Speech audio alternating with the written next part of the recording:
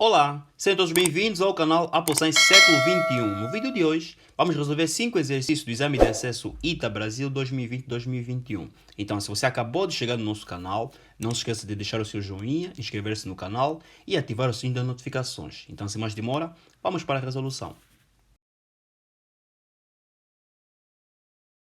Exercício 1. A única solução real da equação 7 expoente x igual a 59 expoente x menos 1 pertence ao intervalo. A linha A. Intervalo de 0 a 2 quintos, aberto em 0 e fechado em 2 quintos. A linha B. Intervalo de 2 quintos até 4 terços, aberto em 2 quintos e fechado em 4 terços. A linha C. Intervalo de 4 terços até 5 meio, aberto em 4 terços e fechado em 5 meio. A linha D. Intervalo de 5 meio até 10 terços, aberto em 5 meio e fechado em 10 terços. E a linha E, intervalo de 10 terços até 4, aberto em 10 terços e fechado em 4. Então, este é um exercício muito simples. Temos aí uma equação exponencial. Para resolvê-la, vamos aplicar o conceito básico, algumas propriedades de potência, e depois teremos que fazer algumas considerações, ou aplicar o método gráfico para saber o intervalo em que essa raiz vai pertencer, ou então aplicar o método de intervalos. Mas neste exercício eu vou aplicar o método de intervalo. Vocês em casa podem aplicar o método gráfico e compararemos as respostas. Portanto, 7 expoente x é igual a 59 expoente x menos 1, de acordo com as propriedades de potências. Vou cá reescrever as propriedades de potência que eu vou utilizar e depois vocês em casa vão ver qual a propriedade que eu utilizei. Então, A expoente n mais m é igual a A expoente n vezes A expoente m. A expoente menos k é igual a 1 sobre A expoente k. E A sobre b, tudo isso expoente n, isto é igual a A expoente n sobre b expoente n. Então, essas são as propriedades da potência que eu vou utilizar para resolver esta equação exponencial. Então, utilizando a primeira propriedade de potência, teria 7 expoente x será igual a 59 expoente x vezes 59 expoente menos 1. Isto implica que 7 expoente x será igual a 59 expoente x, utilizando a segunda propriedade, que divide por 59. 59 está dividido, vai passar a multiplicar, e 7 expoente x estará a multiplicar, passará a dividir. Então, 59 será igual a 59 expoente x, que divide por 7 expoente x. Utilizando a terceira propriedade, 59 sobre 7, tudo isso expoente x, será igual a 59. Em diante, uma vez que eu quero encontrar x, então aplico o logaritmo natural em ambos os membros. Isto implica que logaritmo natural de 59 sobre 7 expoente x será igual ao logaritmo natural de 59. De acordo com a propriedade dos logaritmos, log de A expoente n na base b, isto será igual a n log de A na base b. Portanto, o expoente do logaritmando passa como índice do logaritmo.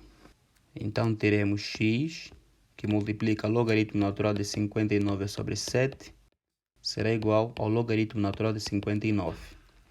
Eu quero isolar x, então a expressão que está a multiplicar x vai passar no outro membro a dividir, operação inversa.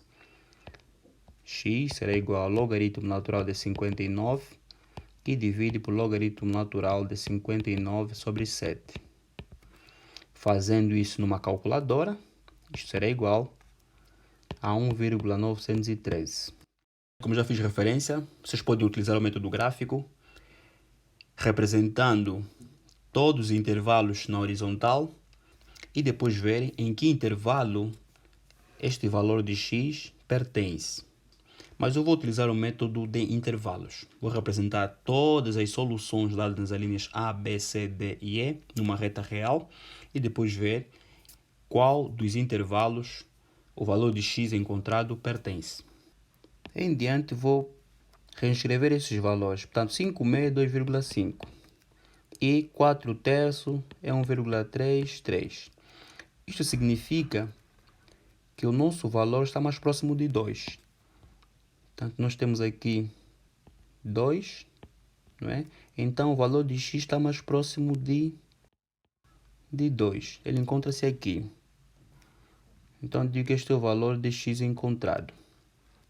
Como solução, podemos dizer que x pertence ao intervalo aberto de 4/3 até 5/2 fechado. A resposta que coincide com este valor encontrado é a resposta da linha C. Então vamos até a linha C, colocamos um X, um círculo ou alguma anotação indicando a resposta correta. Então esta é a resolução do primeiro exercício. Exercício 2.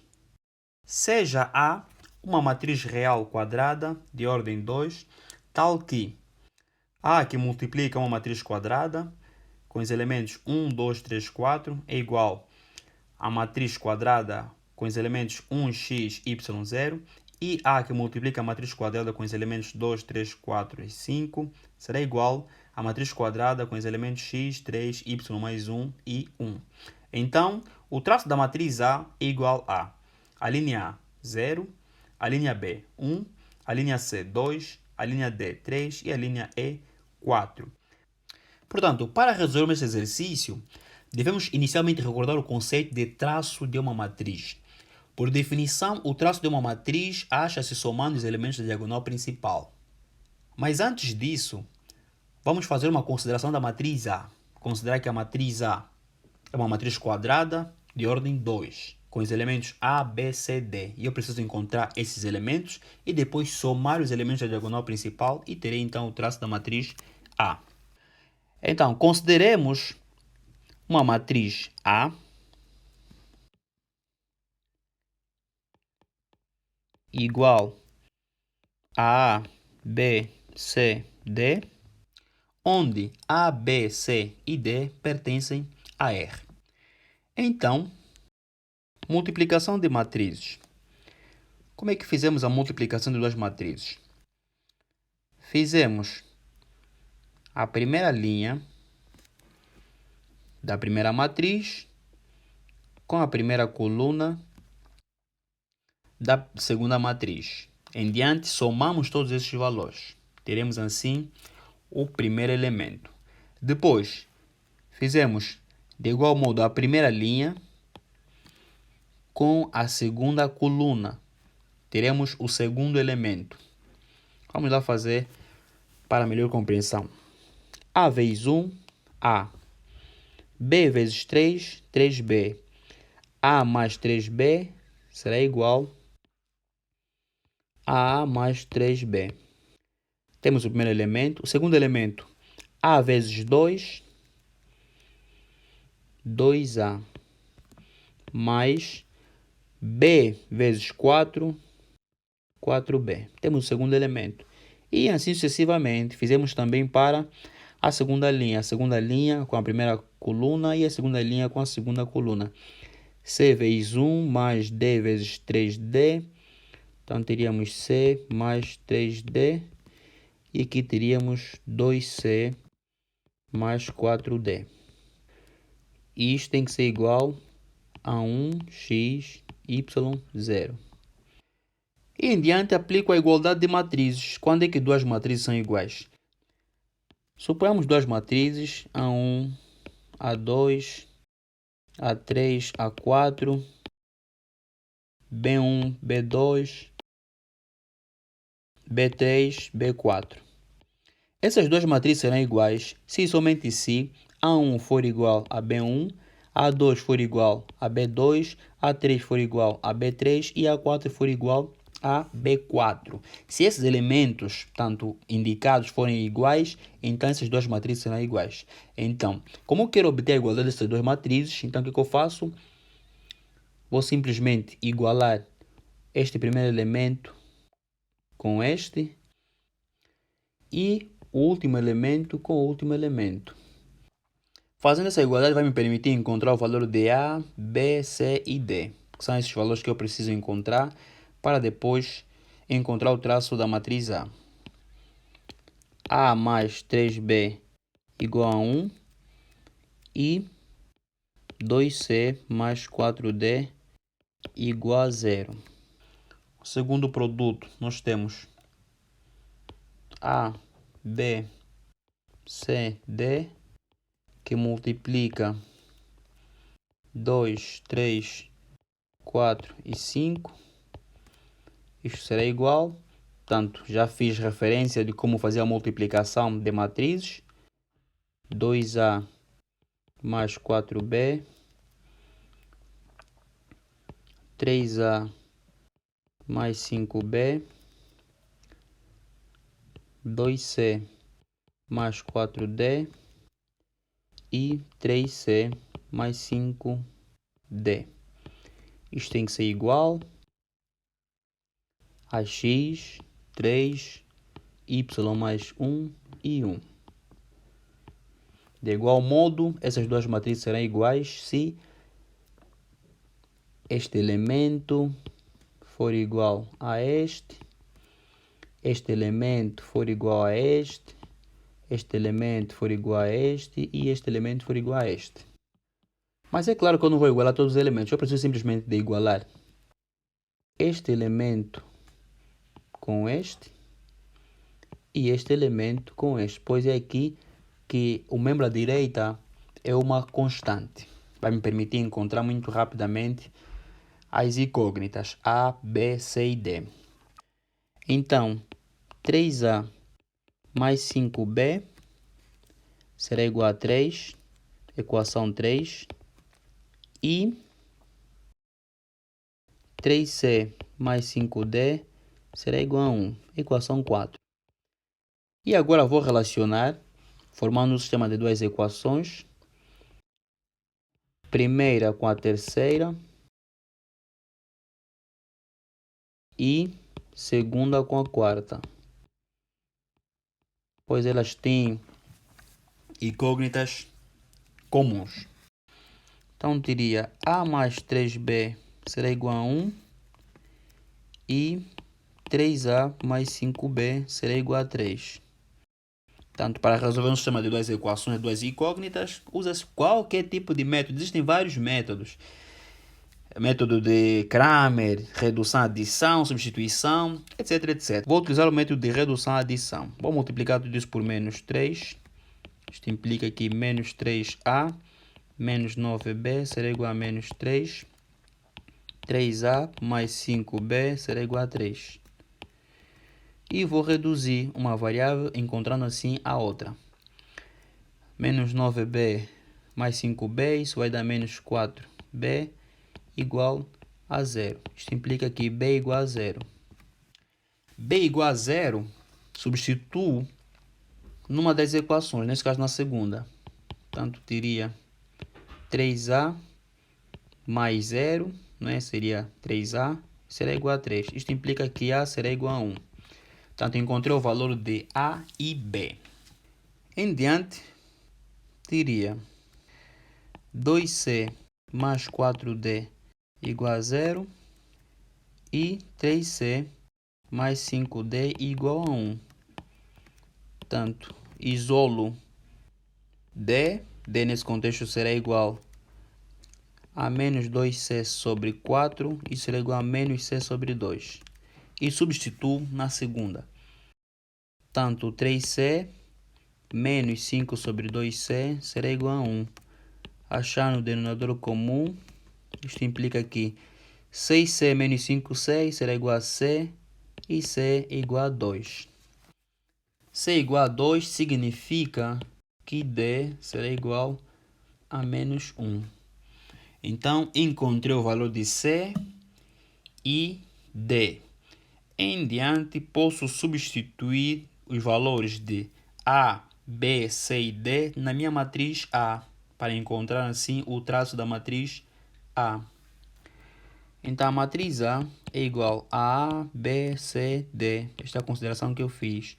E isso será igual A igual a 1, B 0, C 2 e D igual a menos 1.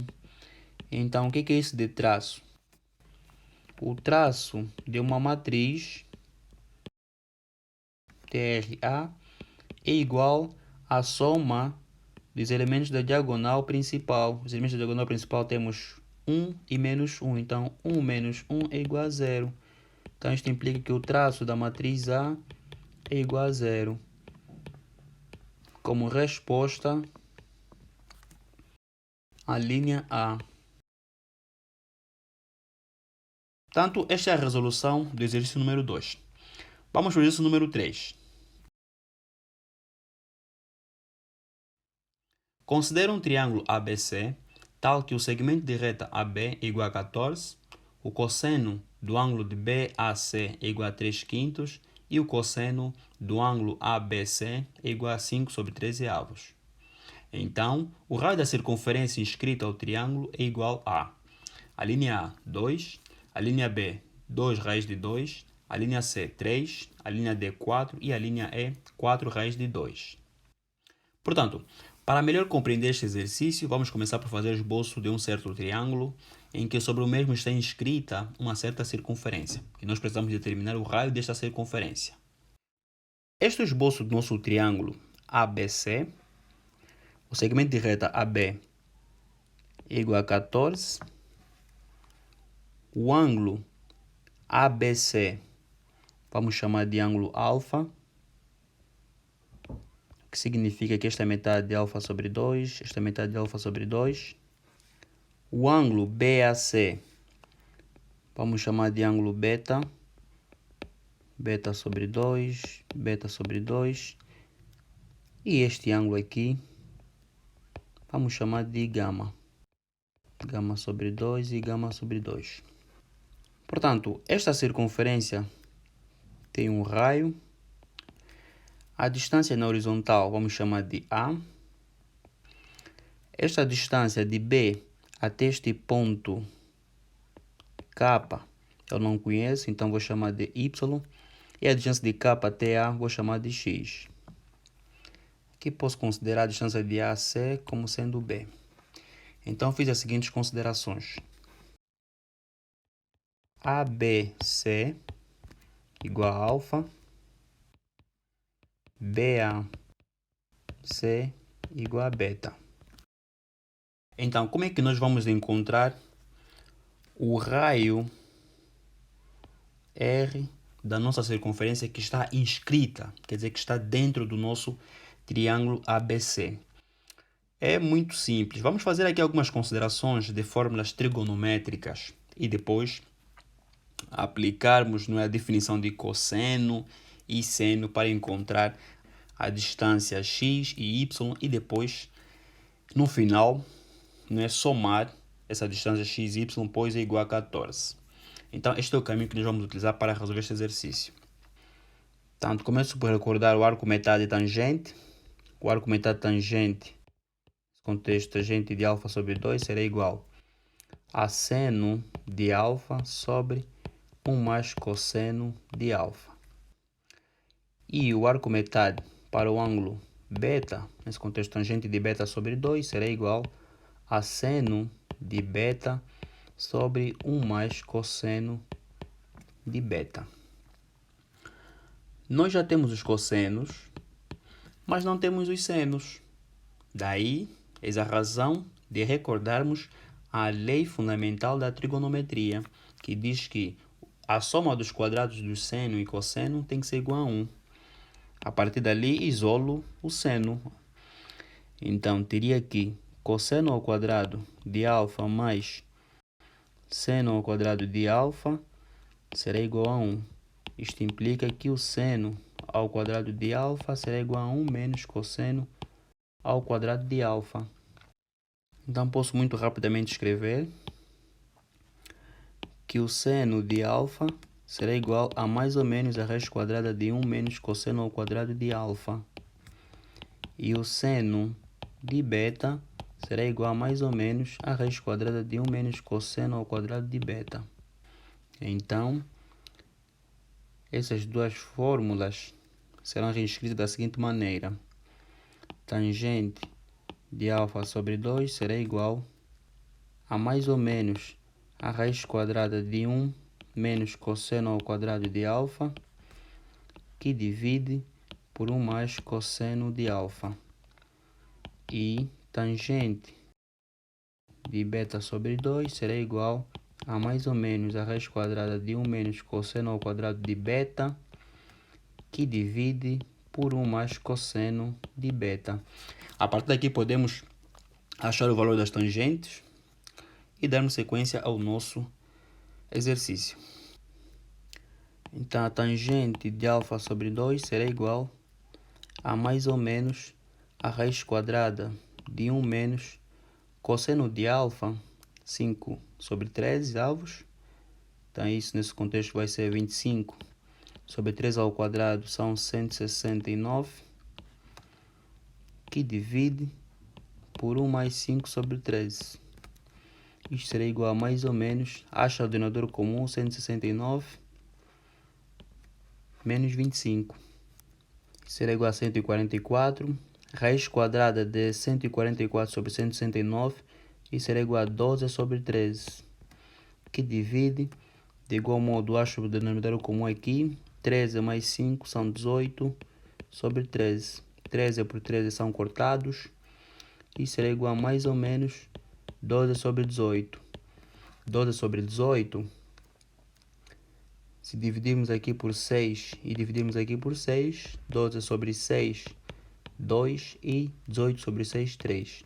Então, teríamos mais ou menos 2 terços.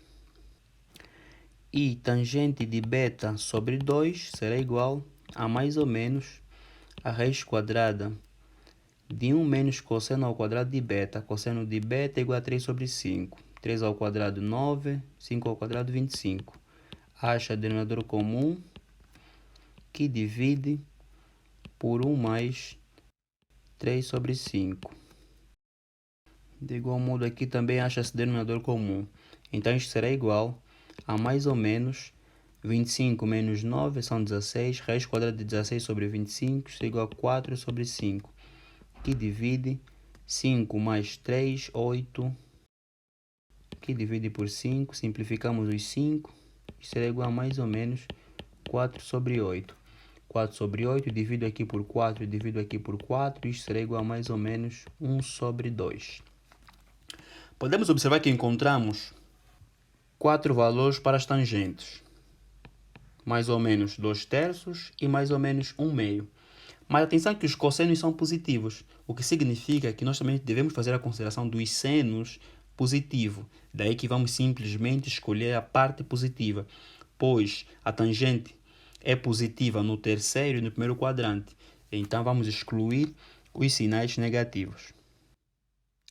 Daí que tangente de alfa sobre 2 será igual a 2 terços e tangente de beta sobre 2 será igual a 1 meio. Em diante, vamos voltar no nosso triângulo. Precisamos encontrar uma relação entre essa distância e esta. Podemos ver que essa distância é x e essa distância é y. A soma é igual a 14. Então, já posso escrever aqui que x mais y é igual a 14. E então, posso achar uma relação de modo a obter tangente de alfa sobre 2 e tangente de beta sobre 2. Como é que é possível fazer essa relação? Portanto, eu tenho aqui este triângulo e este triângulo. Este triângulo está relacionado à distância y, que eu preciso, e este triângulo está relacionado à distância x. Podemos observar que aqui o ângulo é alfa sobre 2 e aqui o ângulo é beta sobre 2. Então, vamos extrair o triângulo 1 e o triângulo 2. Por definição, tangente de alfa sobre 2 será igual ao cateto oposto, R, sobre o cateto adjacente, x. Então, x será igual a R sobre a tangente de alfa sobre 2. Tangente de alfa sobre 2 é igual a 2 terços. Então, divisão de fração, seria 3R sobre 2. Encontradas as distâncias x e y, então substitua aqui. X mais y é igual a 14. Então, teria 3R sobre 2 mais 2R. tem que ser igual a 14. Acho o denominador comum, 2, 2. Isto implica que 2 vezes 2, 4. 4 mais 3, 7. 7R será igual a 28. Portanto, 2 vezes 14 é 28. Então, R será igual a 28 sobre 7. Isto implica que o raio R será igual a 28 sobre 7. Isto é igual a 4. Portanto, podemos medir em centímetros ou metros, mas isto não é importante. Portanto, o raio é igual a 4. Podemos dar uma olhada nas nossas respostas e ver que a resposta correta é a linha D. Portanto, viemos na linha D, colocamos um X, um círculo ou uma certa notação que vocês quiserem. Esta foi a resolução do exercício número 3. Vamos para esse número 4. Seja S o subconjunto do plano cartesiano constituído pela união dos gráficos das funções f de x igual a 2 expoente x, g de x igual a 2 expoente menos x e h de x igual a logaritmo de base 2 de x, com x maior que 0. Para cada k maior que 0, seja n o número de interseções da reta y igual a kx com S, podemos afirmar que a linha A, n diferente de 1 para todo k maior que 0. A linha B, n igual a 2 para pelo menos 3 valores distintos de k. A linha C, n igual a 2 para exatamente 2 valores distintos de k. A linha D, n diferente de 3 para todo k maior que 0. E a linha E, o conjunto dos k maior que 0 para os quais n é igual a 3 é a união de dois intervalos disjuntos. Portanto, este é um exercício bem interessante. Para resolvê-lo, vamos fazer algumas considerações, mas inicialmente vamos começar por esboçar o gráfico, representar essas três funções graficamente, f de x, g de x e h de x. Portanto, este é o esboço do nosso gráfico.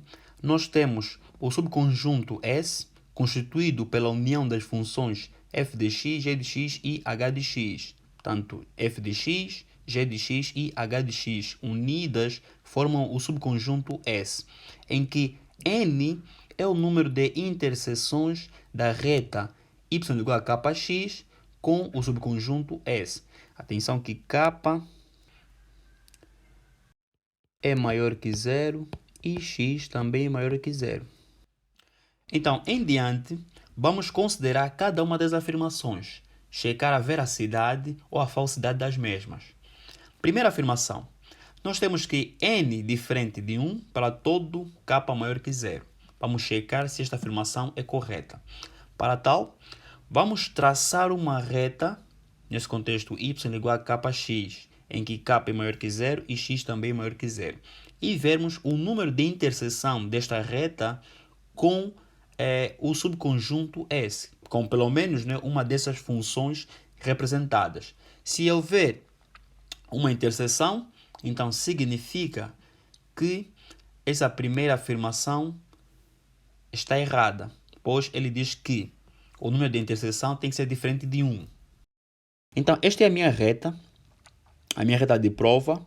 Portanto, esta reta, ao intersetar-se com o subconjunto S, eu teria um certo número de interseções. Então, eu preciso checar se o número de interseção será maior que 1. E podemos observar aqui que depois de traçarmos esta reta y igual a k1 de x, temos simplesmente uma única interseção. Essa interseção é visível. Nós temos aqui simplesmente um ponto de interseção, o que significa que quando eu traço uma reta, o número de interseção desta reta com o subconjunto S é apenas uma. Portanto, eu tenho aqui que n é igual a 1. Portanto, a ideia é que esta reta interseta com uma das funções, pois uma dessas funções faz parte do subconjunto S. Então, posso afirmar que a primeira afirmação é falsa, pois ela diz que o número de interseção tem que ser diferente de 1 para todo k maior que 0. Para todo k maior que 0, nós temos que o número de interseção vai ser simplesmente 1. Vai haver simplesmente uma interseção, né, desta reta y igual a k1 de x com o subconjunto n. Então, a primeira afirmação é falsa. Vamos lá Começar já por excluir. Na segunda afirmação, nós temos que n é igual a 2 para pelo menos 3 valores distintos de k. Então, nós vamos traçar algumas retas de modo, né, a obter duas interseções. Se nós encontrarmos duas interseções para pelo menos 3 valores de k, nesse contexto vamos lá traçar 3 retas, não é? E se nessas 3 retas cada uma resultar em duas interseções com o subconjunto S, então esta afirmação será verdadeira. Caso contrário, será falsa. Então, ao traçarmos 3 retas, podemos observar que cada uma das retas ela vai intersetar o subconjunto S, portanto, vai intersetar duas funções. Ou seja, a primeira reta interseta-se com a função g de x e com a função f de x. Portanto, ela vai ser tangente a um ponto da curva 2 expoente x. Então, nós temos aqui quantos pontos de interseções? Temos 1 e 2. Temos 2 pontos de interseção. Quer dizer que essa primeira reta vai intersetar o subconjunto S, mas nesse contexto na função f de x e g de x em 2 pontos. A segunda reta, ela de igual modo vai intersetar a função g de x e a função h de x. Ela também vai ser tangente à função h de x. Então temos 1 e 2. Temos 2 pontos de interseções da reta y igual a k2 de x com o subconjunto S, mas nas funções g de x e h de x. E por último, nós temos a terceira reta, y igual a k3 de x, que vai intersetar a função g de x e h de x, vamos chamar isso de ponto 1, e interseta mais adiante, mais uma vez na função h de x. Então nós temos 2 pontos. Isso quer dizer que para pelo menos 3 valores distintos de k, nesse contexto k1, k2 e k3, nós temos quantos pontos de interseções? Nós temos 2. Quer dizer que para pelo menos 3 valores distintos de k, nós encontramos quantos valores de n? 2, portanto 2 interseções. Então a afirmação 2 é verdadeira. Mas nós vamos para o exercício, pois tem ainda as outras afirmações. Vamos checar as outras afirmações e no final escrevermos então a linha correta, que nesse contexto será a nossa resposta. Na terceira afirmação, nós temos que n igual a 2 para exatamente 2 valores distintos de k.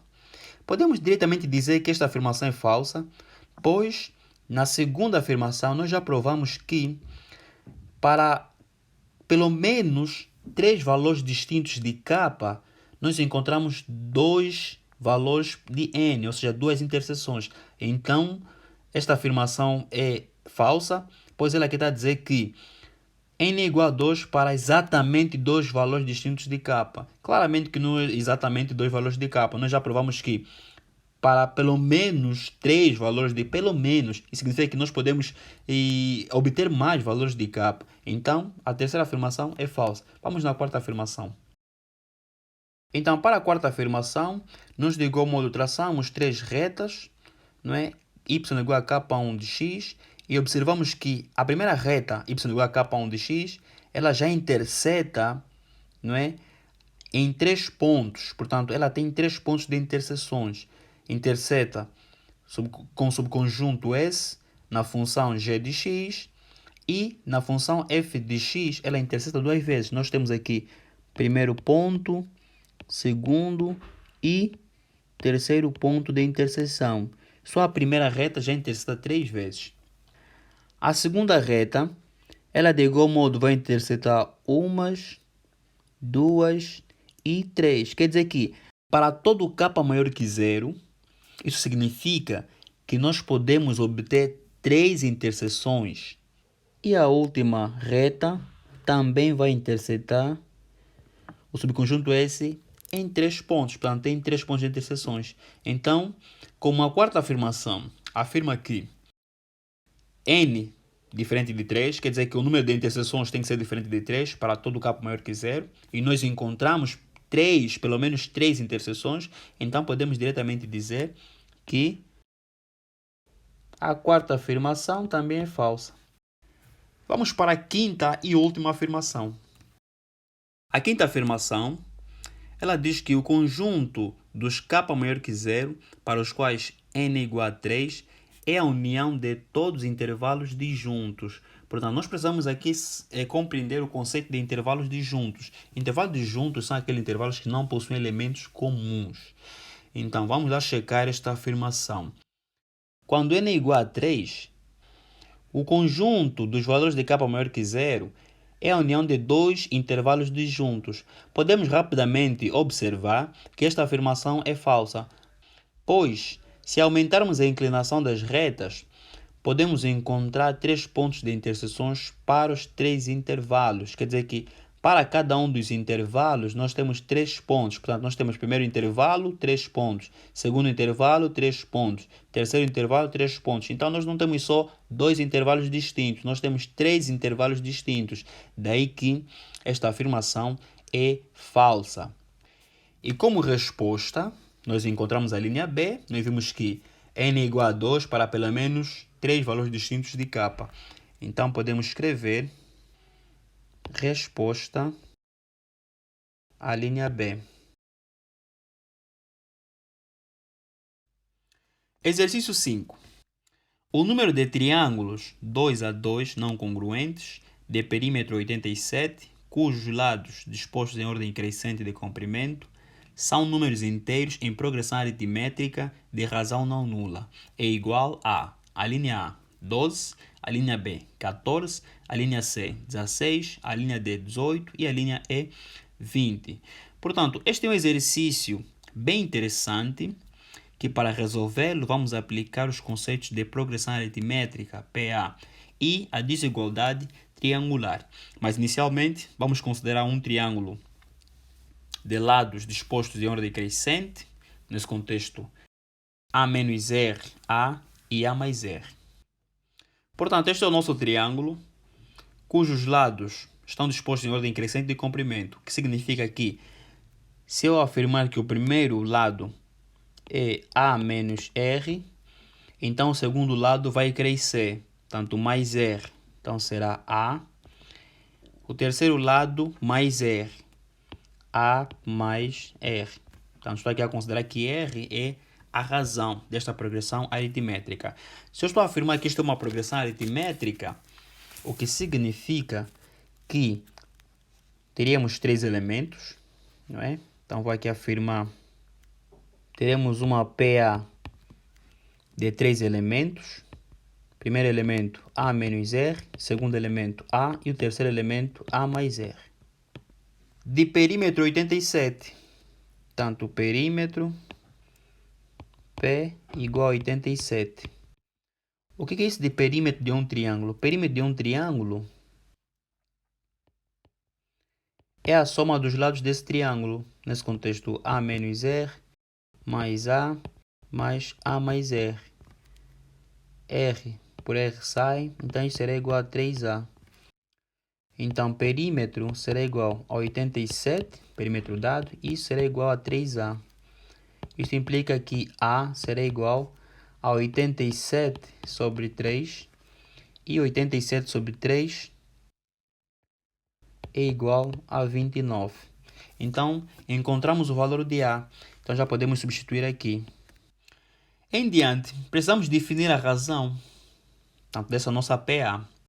O exercício nos informa que a razão não pode ser nula, portanto, a razão não pode ser zero, pois se a razão for zero, nós teríamos que esse seria um triângulo equilátero, portanto, os lados seriam iguais e, de certa forma, distorceria com o conceito do exercício. O que nos leva a idealizar que a razão R pode ser menor que zero ou maior que zero. Mas para não mudarmos a posição dos lados do triângulo, portanto, se a razão, por exemplo, for menor que zero, aqui nós teríamos negativo e aqui nós teríamos positivo. Para que este triângulo fosse formado, constituído, era necessário invertermos a posição desses lados. Portanto, este lado passaria para cá e vice-versa. Então, para nós não mudarmos a posição desses triângulos, então vamos considerar que a razão é positiva, é maior que zero. Portanto, vocês em casa poderiam também tentar com a razão negativa e depois compararem o resultado que nós encontrarmos.